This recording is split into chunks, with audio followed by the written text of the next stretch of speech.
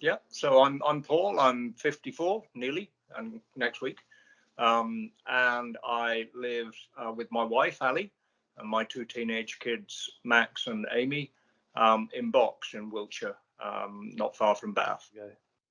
Yeah, so I was injured on the 29th of June, 2011. It was a cycling accident. It was a fairly innocuous thing. I was out cycling one morning before going into work, whilst I was living in Singapore, approaching some traffic lights which were on red, and I decided to go down the inside of the cars, between the cars and the curb.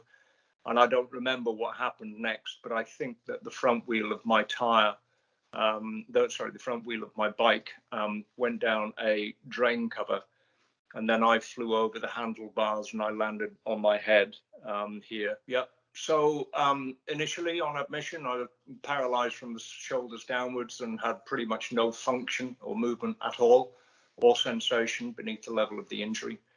I had surgery 3 days after my accident to remove the damaged disc material and to insert plates to stabilize my neck. When I regained consciousness post-surgery, for the first time, I was able to just raise my arm high enough to put it around the shoulder of my wife and give her a hug. I have been very fortunate in terms of the extent of my recovery. I was in hospital in Singapore for 10 weeks. I took my first few steps after probably 4 or 5 weeks, and then had some ongoing intense rehab in the hospital. And I managed to walk out of the hospital doors just a few weeks to go home. And for the first 2 years at least, I was fortunate to enjoy very significant straight line, rapid recovery, and rebuild my life and regain my independence, and get back to achieving some fairly significant things, of which I'm very grateful and very proud.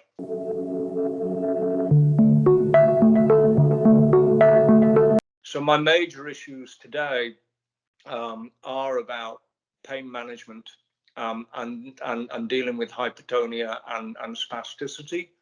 I experience pain everywhere in my body from the nipple level downwards, and it's more intense from my waist downwards and on my right side.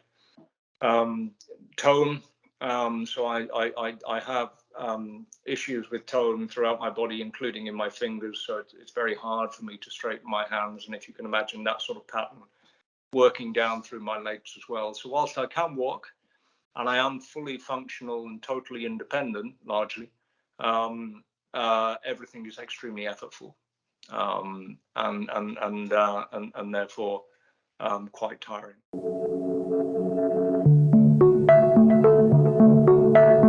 My reason for supporting Spinal Research is, for me, about hope and belief, by which I mean that spinal cord injury is one of the cruelest and most pernicious of all injuries, in that it can and does, for many people, take away so much from their function, from their sensation, from their independence, from their families, from their marriages.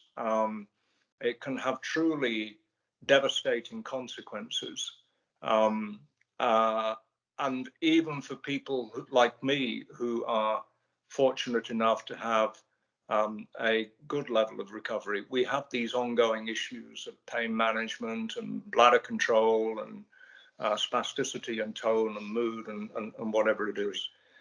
And for me, the research that is funded by Spinal Research is one of those sources of hope, that at some point in time, in the not too distant future, I hope, there will be new effective treatments for all of that range of issues.